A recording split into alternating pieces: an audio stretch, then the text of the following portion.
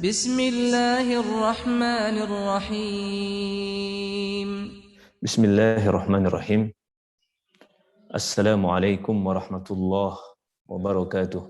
Waalaikumsalam warahmatullahi wabarakatuh. Alhamdulillah. Alhamdulillahilladzi ja'alana minal muslimin al-mu'minin. Ashhadu an la ilaha illallah wahdahu la syarika lah. Wa ashhadu anna sayyidana wa nabiyyana Muhammadan abduhu wa rasuluh. Allahumma salli alaihi wa ala alihi wa ashabihi ajma'in, amma ba'd. Bapak-bapak, hadirin dan hadirat jamaah Masjid Al-Ma'arij Telkom yang sama-sama dimuliakan oleh Allah Subhanahu wa taala. Alhamdulillah, di subuh hari ini, di waktu yang penuh dengan keberkahan, dan kita masih berada di bulan Ramadan, dan bahkan kita berada di waktu-waktu inti dari bulan Ramadan, kita oleh Allah Subhanahu wa taala masih diberikan kesehatan dan nikmat afiah. Sehat lahir batin, nikmat afiah, yaitu kita dijauhkan oleh Allah Subhanahu wa taala dari keburukan-keburukan, baik itu keburukan yang berkaitan dengan hal-hal yang mengganggu fisik kita, pikiran kita, ya, atau hal-hal yang bisa menghilangkan keberkahan dari waktu kita, seperti maksiat, ya, lupa dengan Allah, ya, yang itu semua insya Allah Allah Subhanahu wa taala menjauhkannya dari kita.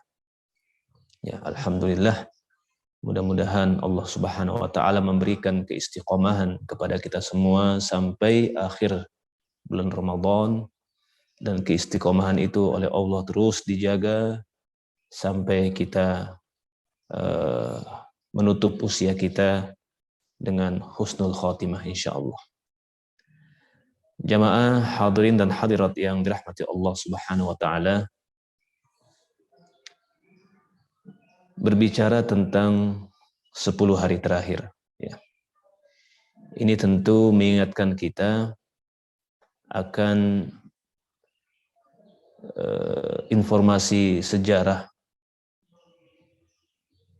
di mana Nabi Muhammad alaihi salatu wassalam sebelum diangkat menjadi seorang rasul, Nabi Muhammad oleh Allah Subhanahu wa taala dikondisikan menjadi orang yang suka menyendiri.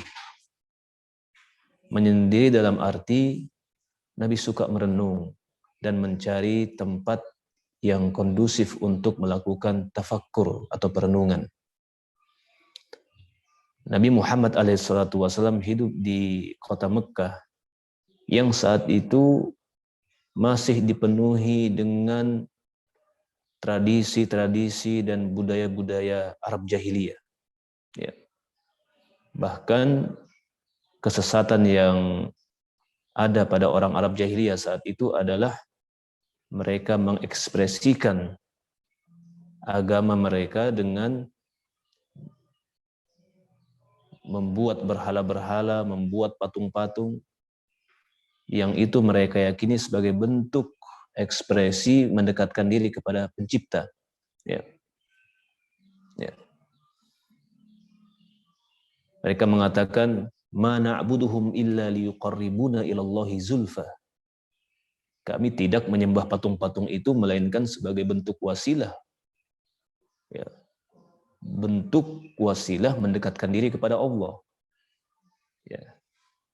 Tapi oleh Allah Subhanahu wa taala kemudian dibantah bahwa bentuk pendekatan diri kepada Allah dengan cara menyembah patung itu adalah jahiliyah, kesesatan. Dari sisi keyakinan, dari sisi teologis, ya, dari sisi ketuhanan, orang-orang Arab memiliki agama seperti itu, ya. Dan dilihat dari sisi yang lain, sisi ekonomi, ya, masyarakat Arab terbiasa dengan praktek-praktek yang mengandung gharar, praktek-praktek riba. Ya.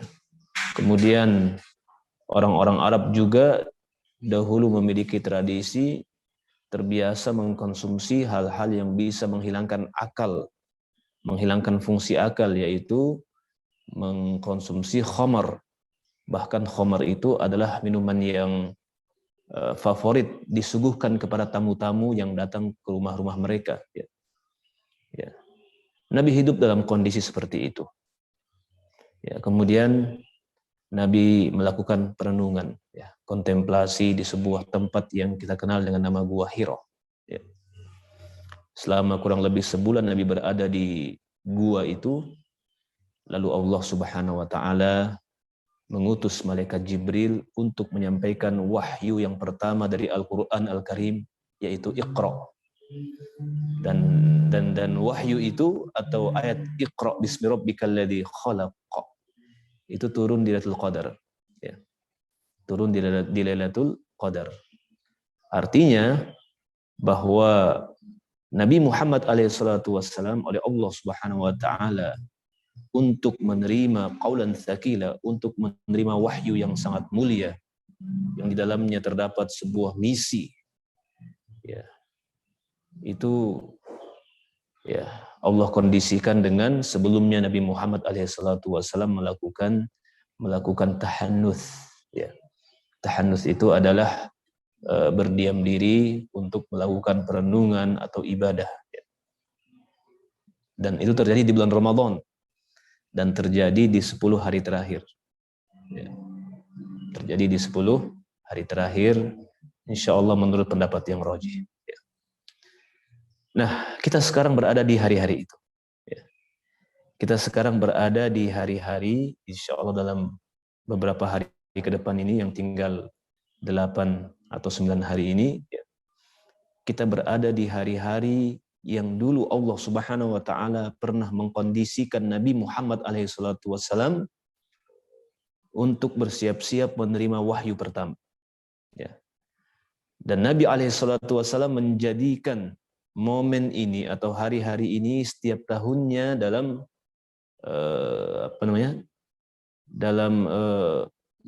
menjadikan momen ini sebagai sesuatu yang dikenang dalam bentuk ibadah-ibadah yang sangat luar biasa, ya. Yang Aisyah radhiyallahu anha mengatakan, kana Rasulullah sallallahu alaihi wasallam yajtahidu fil ashri ma la yajtahidu fi ghairihi. Ya. Yang artinya adalah, ini menurut kesaksian Aisyah, ya, dia seorang istri yang mengamati betul gerak-gerik suaminya, ya, yang mengamati betul bagaimana keadaan suaminya, ya, Nabi Muhammad SAW. Aisyah melihat lalu menyimpulkan dan mengatakan bahwa Nabi Muhammad SAW itu ibadahnya ditingkatkan kesungguhannya di 10 hari terakhir, di mana kesungguhan itu tidak beliau lakukan, ya, di mana tingkat kesungguhan itu tidak beliau lakukan di hari-hari biasa, ya. Kita nggak mengatakan bahwa Nabi tidak bersungguh-sungguh ibadahnya di luar waktu-waktu ini, ya. Tapi Aisyah ingin mengatakan bahwa Nabi SAW lebih bersungguh-sungguh lagi, ya. Lebih tinggi lagi mujahadahnya ketika masuk 10 hari terakhir atau 10 malam-malam terakhir dari bulan Ramadan, ya. Ini adalah malam yang Allah Subhanahu wa taala bersumpah dalam Al-Qur'an, ya, dalam sebuah penafsiran tentunya, dalam salah satu penafsiran bahwa Allah bersumpah dengan malam-malam 10 hari terakhir dalam Al-Qur'an.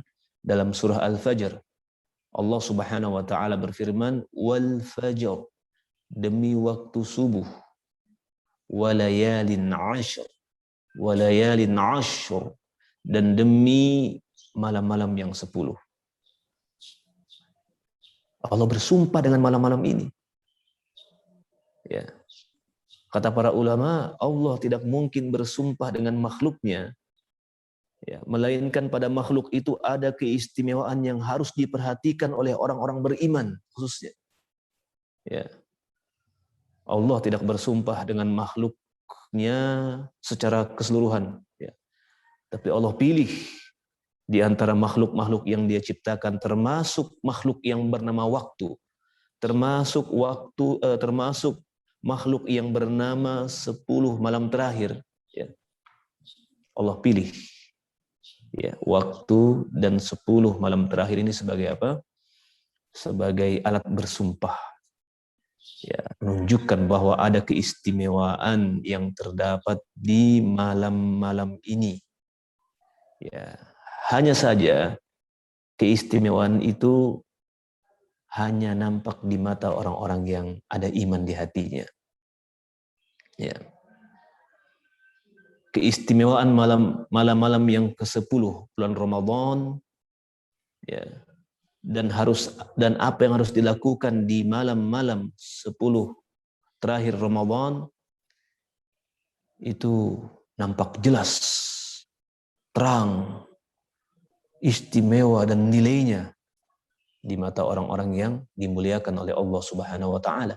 Ya. Allah bersumpah dengan 10 malam ini, menunjukkan bahwa di mata Allah malam-malam ini mulia. Nabi Muhammad SAW meningkatkan ibadahnya dengan tingkat, dengan level yang beliau tidak lakukan di waktu-waktu yang lain, menunjukkan bahwa malam ini istimewa. Istimewa di mata Allah, istimewa di mata Rasulullah, istimewa di mata orang-orang yang mencintai Allah dan mencintai Rasulullah. Istimewa di mata orang-orang yang beriman. Istimewa di mata orang-orang yang Allah masukkan ke dalam hatinya nur, cahaya. Dan sebaliknya, malam-malam ke depan ini nampak biasa-biasa saja. Bagi siapa? Bagi orang-orang yang Allah cabut dari hatinya cahaya itu. Ya. Bagi orang-orang yang belum mampu menggunakan basirahnya, melihat apa yang di mata Allah Subhanahu wa taala bernilai,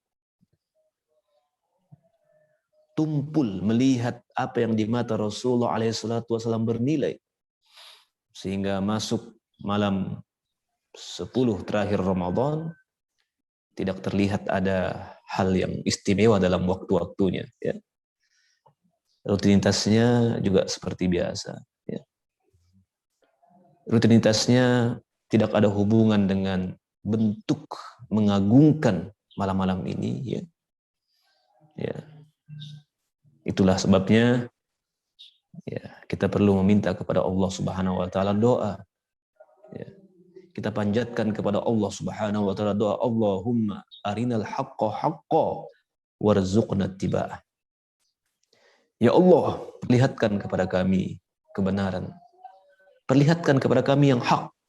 Apa yang hak yang harus dikerjakan di waktu-waktu 10 hari terakhir ini.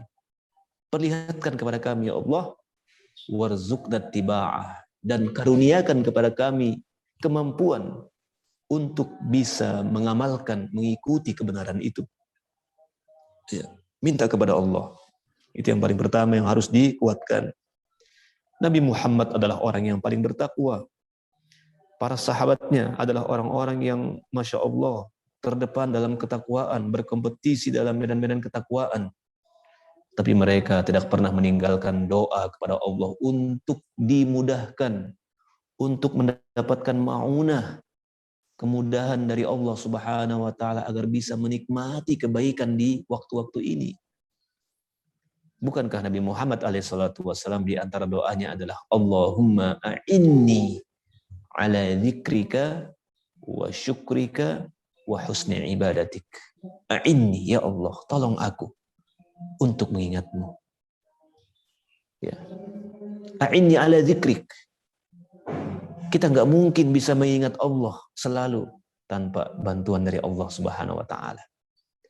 Sebab mengingat Allah itu kemuliaan. Mengingat Allah itu adalah keistimewaan. Dan itu adalah hidayah dari Allah. Dan Allah yang punya hak prerogatif untuk memberikan hidayah itu kepada siapa yang Dia pilih. Nah, kalau kita meminta kepada Allah Subhanahu wa taala, mudah-mudahan kita termasuk yang diberikan hidayah itu sehingga ruh kita menjadi sehat, ya. Ruh kita ini punya kebutuhan. Kalau kita tahu fisik kita kebutuhannya makan, minum, vitamin, ya. Dan ya kita tahu bagaimana cara menyehatkan fisik kita. Ya. Maka orang beriman tidak boleh hanya sekedar tahu kebutuhan fisik. Sebab fisik ini biarpun diberi asupan-asupan yang istimewa, asupan-asupan yang terbaik tetap akan mati, tetap akan dikubur, tetap akan menjadi bangkai. Ya, sementara ada sesuatu yang sangat esensial dalam kewujudan kita. Ya. Sesuatu yang sangat inti dalam entitas kita dan dia yang menggerakkan fisik, yaitu ruh dari Allah Subhanahu wa taala. Tiupan ghaib yang Allah tiupkan kepada jasmani kita, kepada jasad kita sehingga jantung berdetak, kemudian dengan ruh itu kita bisa menggerakkan jasad ini. Ini juga butuh gizi, ini juga perlu diperhatikan asupan gizinya.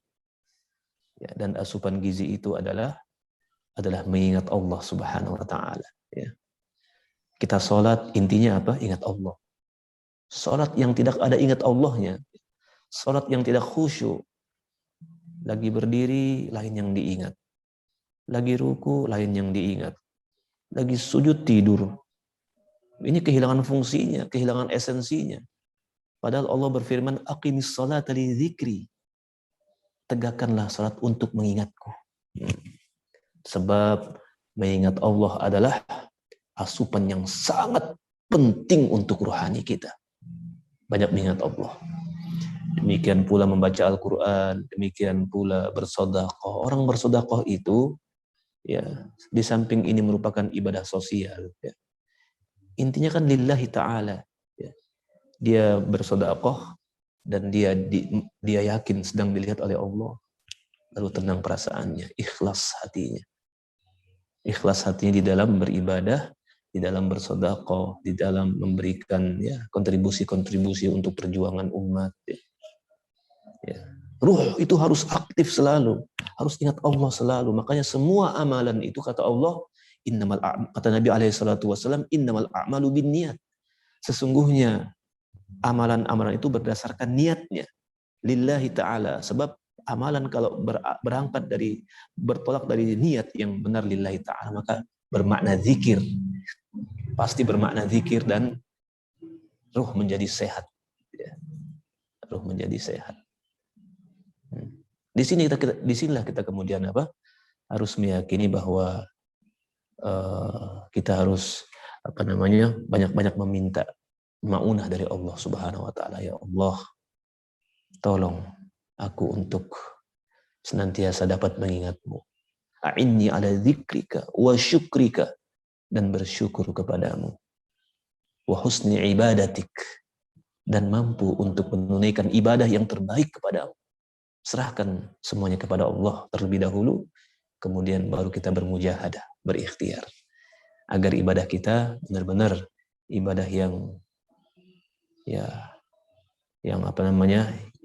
membuat kita semua menjadi semakin dekat kepada Allah Subhanahu wa taala, bukan sekedar gerakan-gerakan sholat, bukan sekedar ruku sujud, namun kehilangan esensi kehusyuan, kehilangan esensi tumaknina, kehilangan esensi kontak dengan Allah Subhanahu wa taala. Ya, naudzubillah. Maka dari itu memasuki bulan hari-hari terakhir di bulan Ramadan ini, mari kuatkan niat, ya. Kuatkan niat, tekadkan azam kita untuk memanfaatkan hari-hari mendatang ini dengan lebih baik lagi, ya. Dengan lebih baik lagi. Ingat bahwa ini adalah hari-hari menjelang akan berakhirnya Ramadan. Kita sudah melewati hari-hari ketika akan menyambut bulan Ramadan. dengan ucapan marhaban ya Ramadan, ya. Marhaban, selamat datang wahai Ramadan.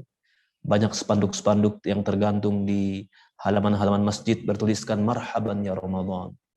Itu seminggu atau 2 minggu atau 3 minggu sebelum sebelum Ramadan datang, bahkan ada yang sebulan sebelum Ramadan datang sudah ada marhaban ya Ramadan, ya.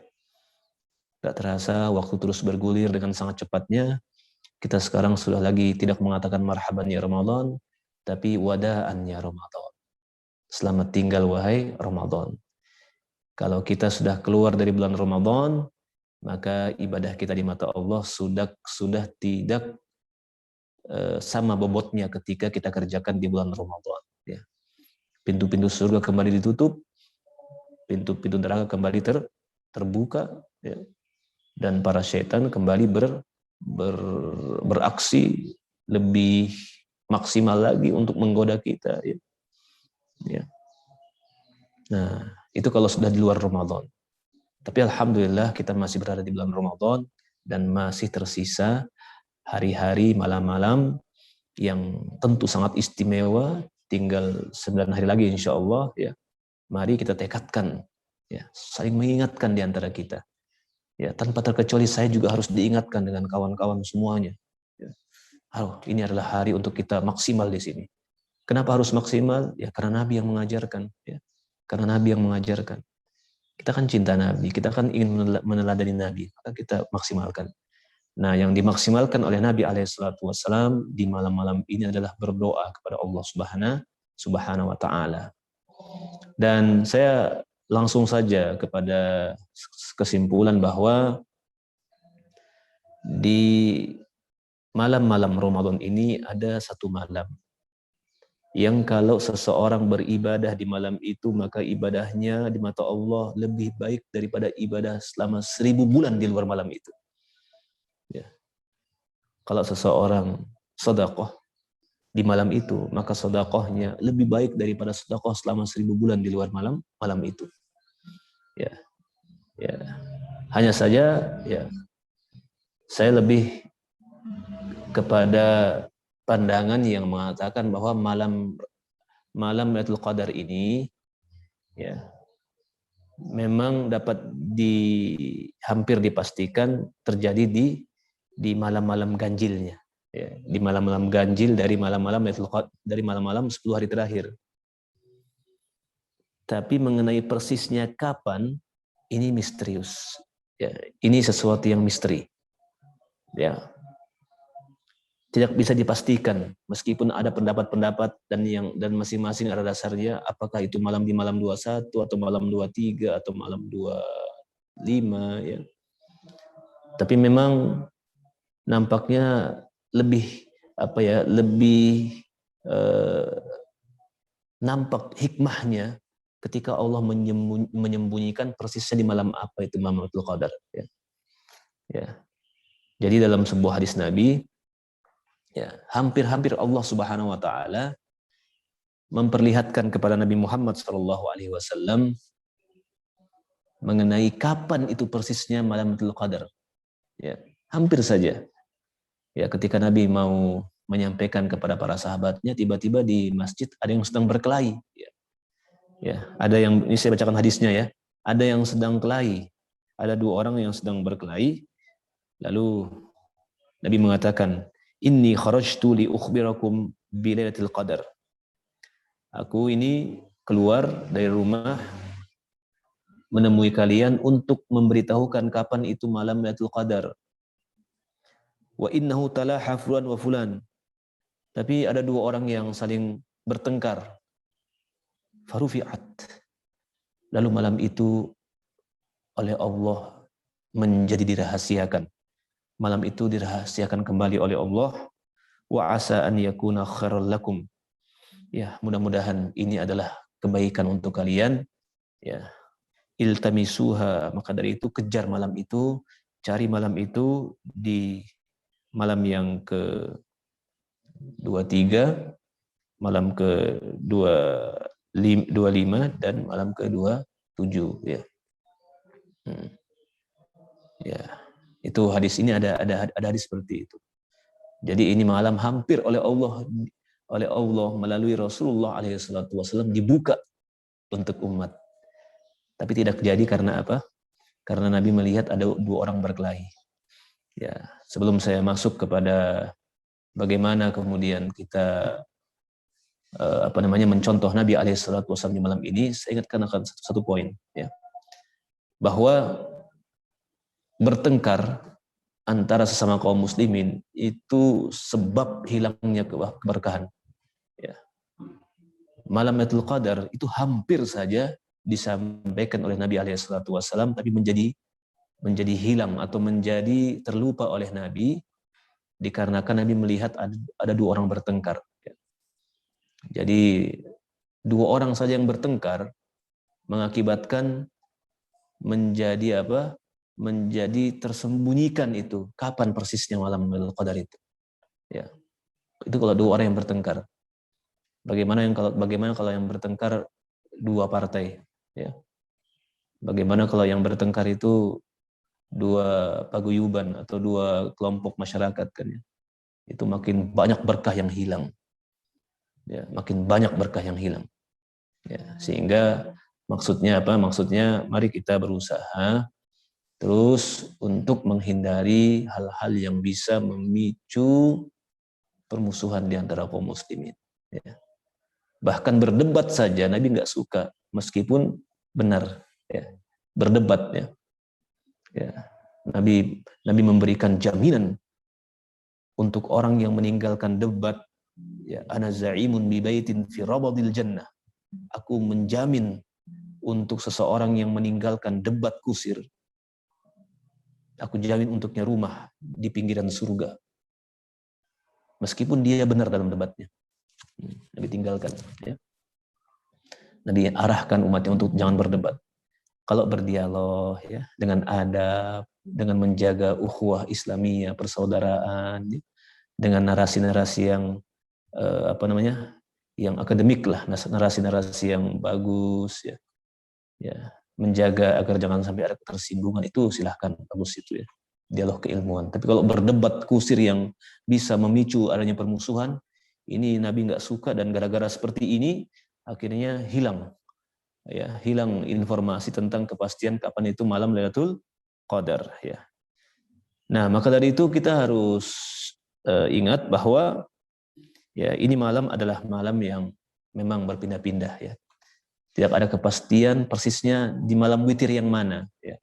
Tapi di antara hikmahnya adalah hendaknya kita bersungguh-sungguh di malam itu, ya, qiyamul lail, ya, membaca Al-Quran, ya, bersedekah, ya. Dan ingat, membaca Al-Quran itu tidak cukup dengan dibaca, ya. Berinteraksi dengan Al-Quran itu ada 2 pola pendekatannya, ya. Ada 2 caranya. Yang pertama adalah membaca dengan bacaan yang benar, ya, bacaan yang sesuai dengan tajwid. Dan yang kedua adalah mentadabburi, ya, mentadabburi itu kewajiban. Kita masih dianggap oleh Allah mengabaikan Al-Quran kalau kita hanya membaca dan sengaja tidak mentadabburi, ya. Maka di bulan atau di waktu-waktu terakhir Ramadan ini, ya, hendaknya setiap muslim itu meningkatkan interaksinya, intensitas interaksinya dengan Al-Quran dengan dengan 2 pola tadi, ya, menguasai tilawahnya dan juga mentadabburi Al-Quran, ya. Ya. Ya, terus terang aja kalau kita berbicara bagaimana tajwid kita, bagaimana tahsin kita, kan masih PR, ya. Ya, saya pun juga yang, ya, meskipun sudah cukup lama belajar bahasa Arab, saya masih mengakui bahwa masih banyak makhraj-makhraj yang saya kurang tepat di dalam mengucapkannya, ya. Ya. Ya, semua kita perlu belajar. Dan momennya paling pas di bulan Ramadan ini, di malam-malam Lailatul Qadar. Ya. Membaca tafsirnya, ya, itu untuk mentadabburi, ya, sebab tujuan daripada diturunkannya Al-Quran itu adalah, ya, kita mentadabburinya, ya. Apa artinya tadabbur? Nah, ini dia, ini yang perlu dijelaskan sedikit. Apa tadabbur itu? Allah berfirman, afala yatadabbaruna al-Qur'an? Apakah mereka tidak mentadabburi Al-Qur'an? Au ala qulubin aqfaluha? Atau di hati-hati mereka ada kunci-kunci yang menggembok hati itu, ya. Ya. Maka mentadabburi Al-Qur'an adalah keniscayaan sebagai salah satu rukun, salah satu syarat kesempurnaan kita di dalam berinteraksi dengan Al-Qur'an. Tidak cukup dengan membaca, ya. Tidak cukup dengan membaca. Kalau belajar tafsirnya itu hukumnya fardu kifayah, ya. Belajar tafsir Al-Qur'an hukumnya fardu kifayah. Ya. Ya, enggak semua orang harus menjadi mufassir. Tidak semua orang harus menjadi ahli tafsir. Tapi kalau mentadabburi itu fardu ain, semua kita, mau dia seorang santri, mau dia kiai, apakah dia manajer di sebuah perusahaan atau dia seorang pengusaha apa gitu ya, semua karyawan. Kalau dia muslim maka dia wajib mentadabburi Al-Qur'an. Ya, wajib hukumnya. Pertanyaannya, apa tadabbur itu? Tadabbur itu adalah kita membaca Al-Qur'an disertai usaha untuk memahami, meyakini dan mengamalkan apa yang kita baca. Itu. Dan ini butuh waktu, ya butuh waktu. Butuh waktu. Nabi pernah menegur sahabatnya yang menghatamkan Al-Qur'an kurang dari 3 hari. Ya. Kata Nabi, la yafqah. Ya. Tidak paham, tidak mengerti isi Al-Qur'an orang yang menghatamkan ke Al-Qur'an di waktu yang lebih sedikit dari 3 hari. Ya. Nabi ingin kita ini ya di samping membaca juga mengerti. Dan ini butuh waktu. Dan paling bagus memang dilakukan di malam-malam terakhir Ramadan. Ya, itu insya Allah. Jadi luar biasa nih waktu-waktu ke depan ini ya, kita pakai untuk mentadabburi Al-Qur'an. Ya. Artinya tadabbur adalah bertekad untuk memahami, kemudian mengimani dan mengamalkan tekad untuk mengamalkan apa yang kita baca dari Al-Qur'an ini. Itu tadabbur, penting sekali. Hukumnya fardu ain. Ya, fardu ain. Jamaah yang dirahmati Allah Subhanahu wa taala, ya, di samping kita qiyamul lail ya. Ada yang qiyamulnya di awal malam, begitu akhir malam terbangun qiyamul lail lagi, Masya Allah. Ya. Ini adalah bagian dari ibadah yang dijaga oleh Nabi SAW di 10 hari terakhir Ramadan. Kemudian kita juga dianjurkan untuk banyak bersedekah, ya. Ya, bersedekah di malam-malam terakhir Ramadan. Dan salah satu ibadah yang dianjurkan di malam ini adalah di malam-malam Ramadan adalah beriktikaf, ya. Ya. Tentu iktikaf itu ya 10 hari terakhir. Tapi ada juga yang mampu iktikaf di malam-malamnya saja. Ada juga yang mampu beriktikaf ya beberapa saat saja. Tapi itu tetap harus diupayakan. Ada iktikafnya. Berdiam diri untuk putus koneksi dengan semua hubungan kecuali hubungan dengan Allah Subhanahu wa taala dalam bentuk berzikir dan sebagainya. Nah,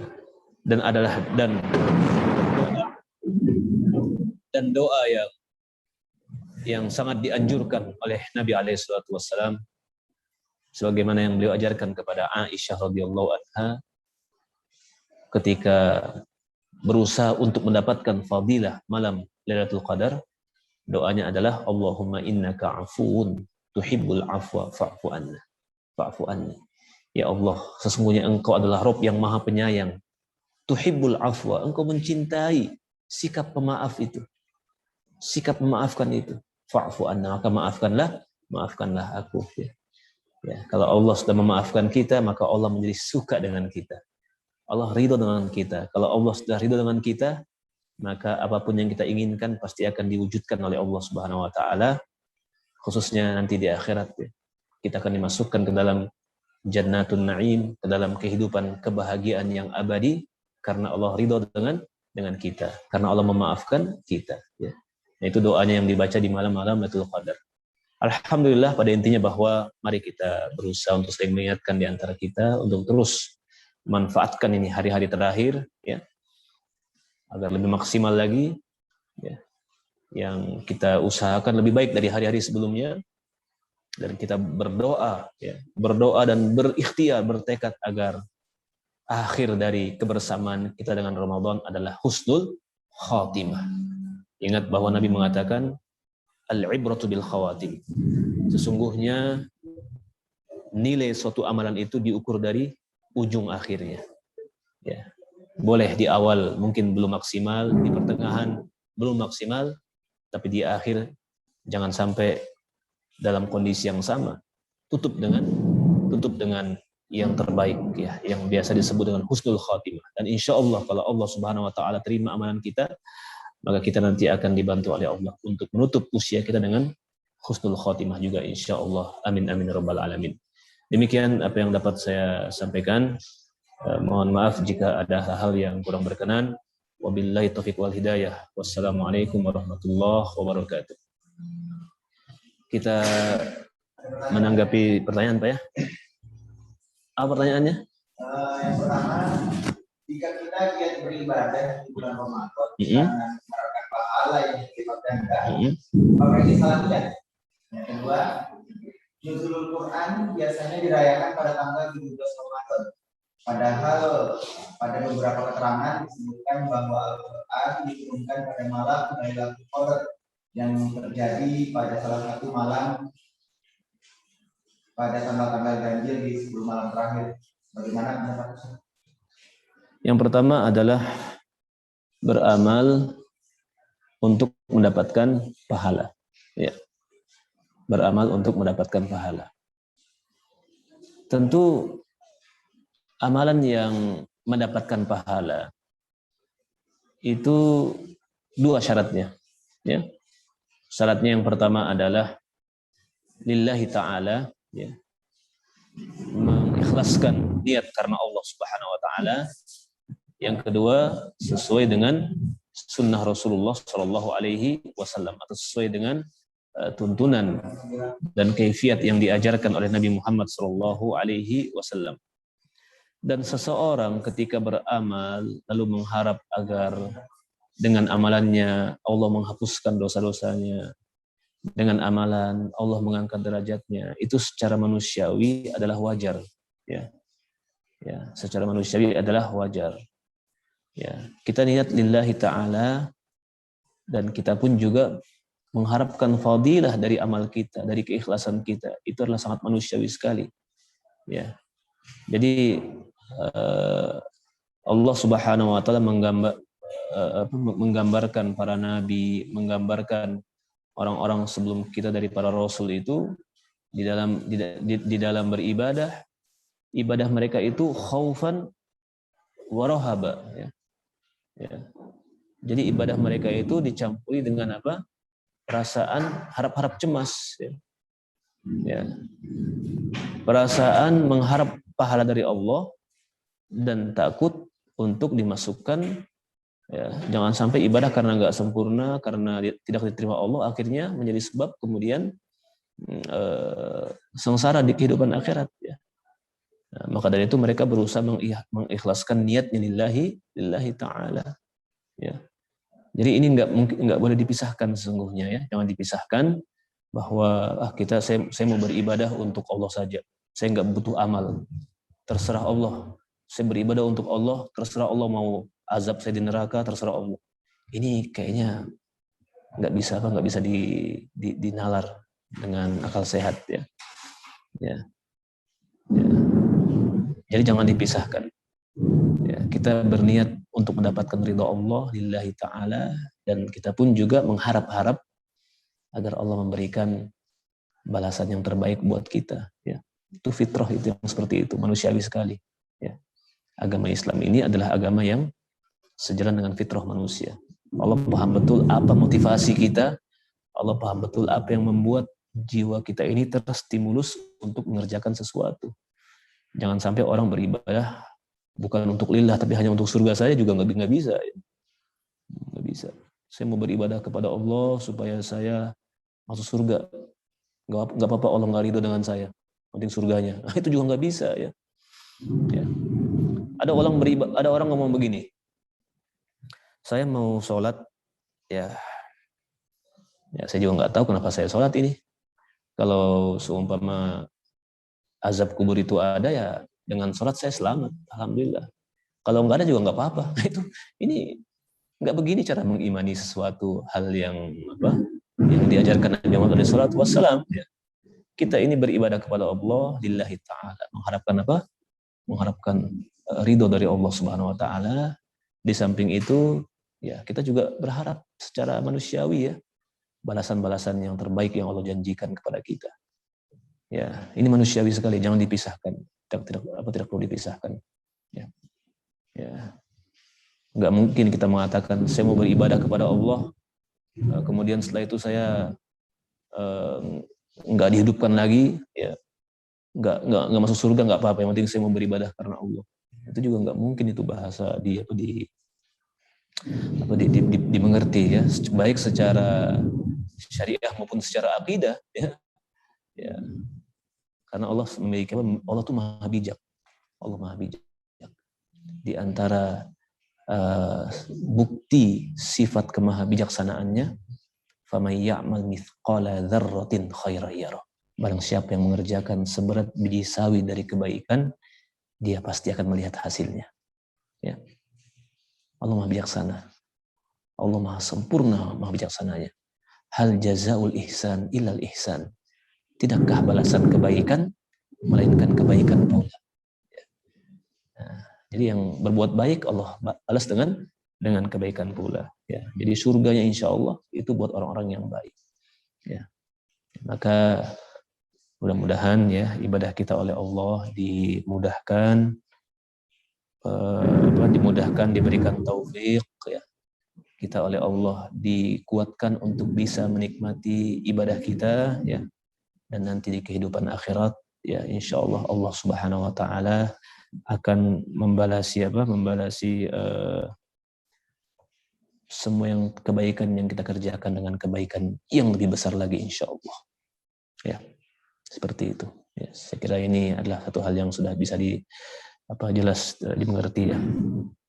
Tidak perlu dipisahkan antara niat yang baik dengan harapan untuk mendapatkan fadilah amal. Ya, karena itu manusiawi sekali. Ya. Manusia ini kalau kata pakar psikologi adalah makhluk yang berperilaku ya, artinya makhluk yang bergerak karena ada stimulus dan kita merespon ya. Kita bekerja siang malam karena ada stimulusnya kan begitu ya. Nah, itu temuan di barat ya, temuan oleh orang-orang yang concern kepada bidang psikologi, bahwa manusia itu salah satu cirinya adalah bergerak karena ada stimulus ya.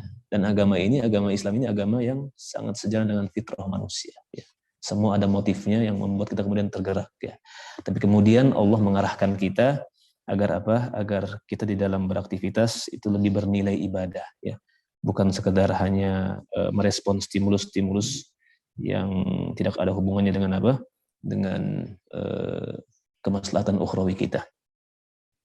Berikutnya tadi adalah malam nuzul Quran ya. Malam nuzul Quran sebagai malam Lailatul Qadar. Iya. Baik.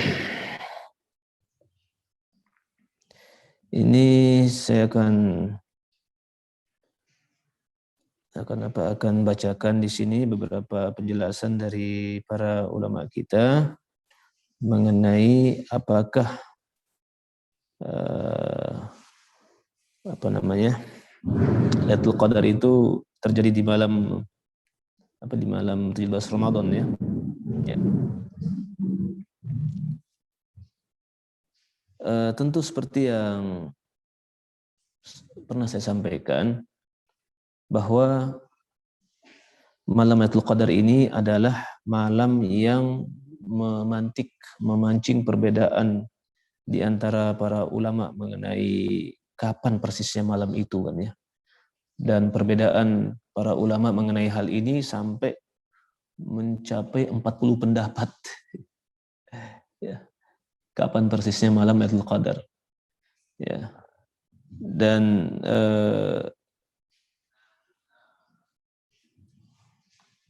40 pendapat itu masing-masing punya dasar. Ya. Masing-masing punya dasar. Nah, makanya tadi saya sudah sampaikan langsung kepada kesimpulannya ya, bahwa ini malam adalah apa? Ini malam adalah malam yang disembunyikan oleh Allah Subhanahu Wa Taala. Persisnya di malam apa? Ya. Nah, kalau kita melihat kepada 40 pendapat dengan ragam argumentasi dan dasarnya itu ya memang ini kajian yang cukup panjang dan mendalam ya. Tapi tentu bisa dipahami bahwa 17 Ramadan itu adalah salah satu pendapat yang kemudian disebut dengan disebut dengan atau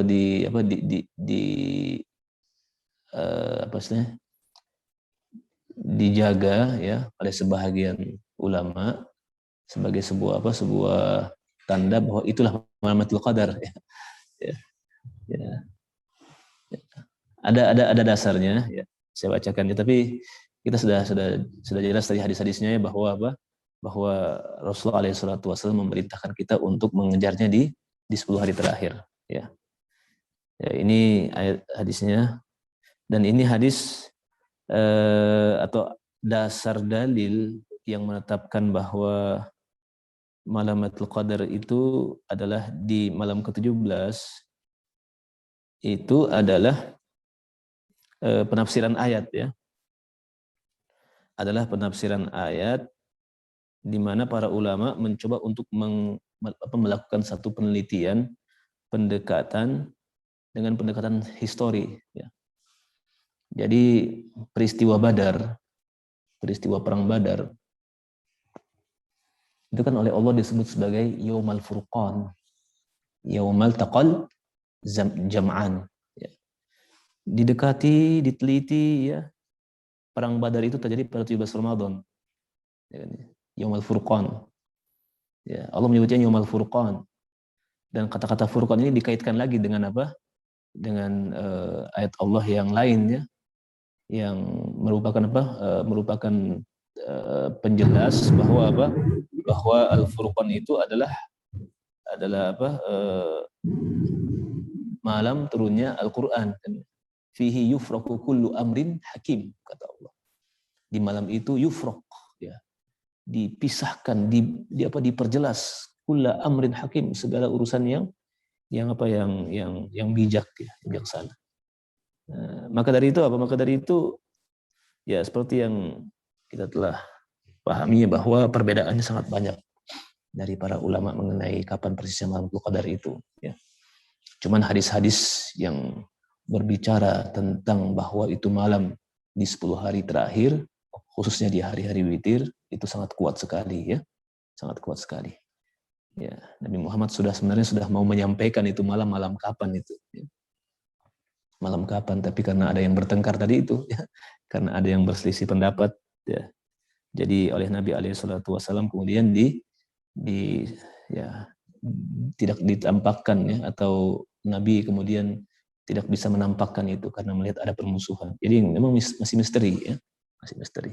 Kalau ada yang merayakan tanggal 17 Ramadan ya itu pendapat ya, itu pendapat. Dan pendapat itu masing-masing ada dasarnya, ada argumentasinya ya.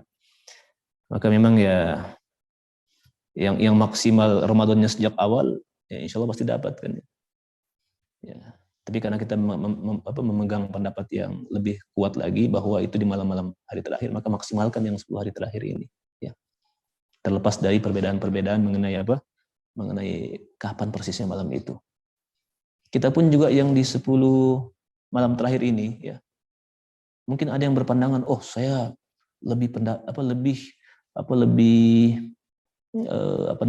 saya lebih mantap dengan hadis yang mengatakan malam 21 ya. Yang satu mengatakan oh lebih mantap malam yang 23.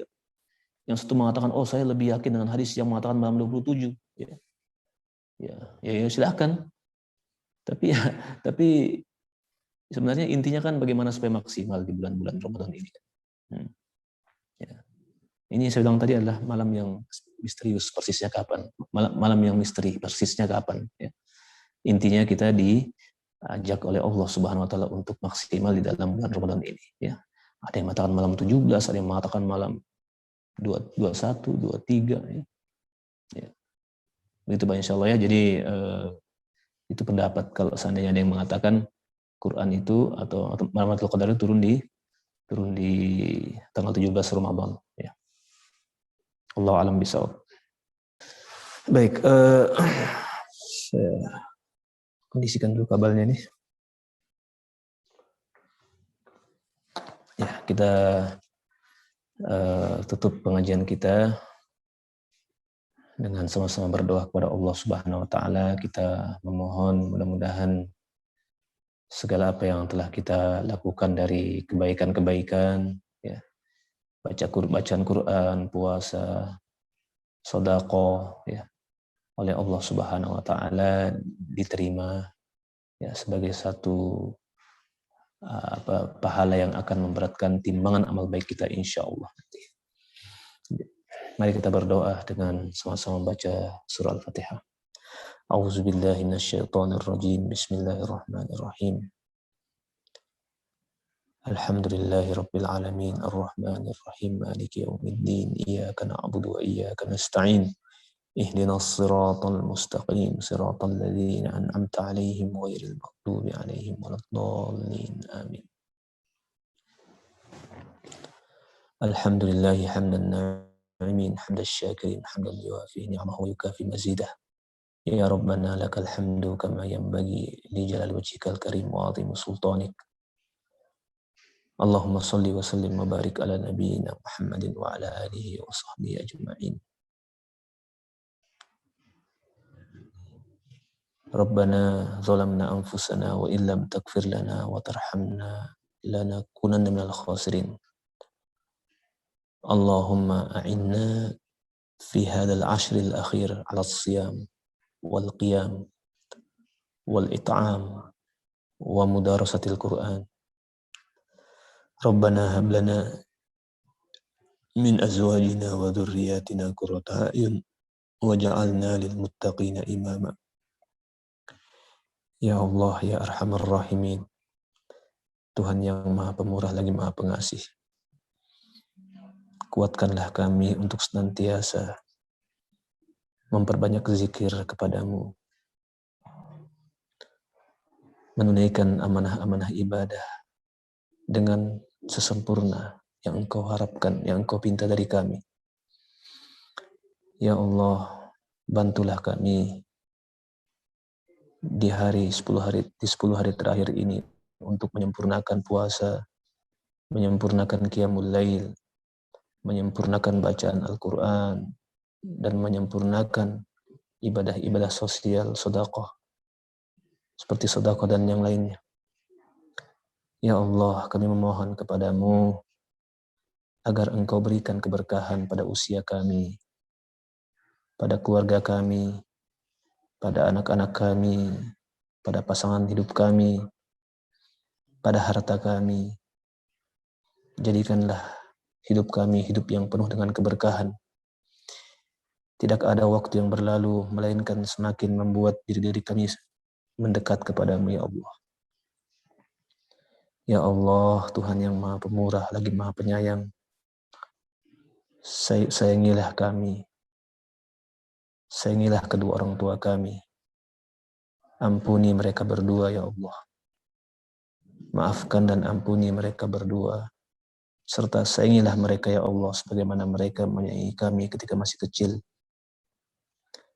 Ya Allah, kami memohon kepadamu ilmu yang bermanfaat dan rezeki yang halal, serta amalan yang Engkau terima. Ya Allah, ya Arhamar Rahimin, hilangkanlah dari tempat tinggal kami segala bentuk keburukan. Hilangkanlah dari negeri kami dan dari seluruh negeri kaum muslimin virus pandemik yang merusak dan mengganggu kehidupan kami, ya Allah. Kembalikan kesehatan, kembalikan keadaan normal sebagaimana yang telah Engkau berikan kepada kami sebelum datangnya virus ini, ya Allah. Ya Allah, ya Arhamar Rahimin, terima kasih, ya Allah, Engkau telah membantu kami untuk kami selalu mendekat kepadamu, untuk kami selalu bersyukur kepadamu, untuk kami selalu yakin dengan kebaikan-kebaikan yang Engkau perintahkan kepada kami. Jadikanlah kami semua sebagai hamba-hambamu yang saling mencintai karenamu, ya Allah. Jauhkanlah hati-hati kami dari segala bentuk permusuhan. Jauhkanlah hati-hati kami dari segala hal yang dapat membuat retak ukhuwah Islamiyah di antara kami. Ya Allah ya Arhamar Rahimin, jadikanlah negeri kami negeri yang aman, negeri yang berdaya, negeri yang nyaman, negeri yang Engkau berkahi. Ya Allah, teruskanlah nikmat ini kepada anak-anak cucu kami. Teruskanlah nikmat aman di negeri ini kepada anak-anak cucu kami. Jadikanlah kami semua sebagai orang-orang yang berkomitmen, bertekad untuk menjalankan perintah-perintah-Mu sehingga menghadirkan keberkahan pada negeri ini, ya Allah ya Arhamar Rahim. Rabbana zalamna anfusana wa illam taghfir lana wa tarhamna lanakunanna minal khasirin. Rabbana atina fid dunya hasanah wa fil akhirati hasanah wa qina adzabannar. Rabbana taqabbal minna innaka antas samiul alim wa tub alaina innaka antat tawwabur rahim.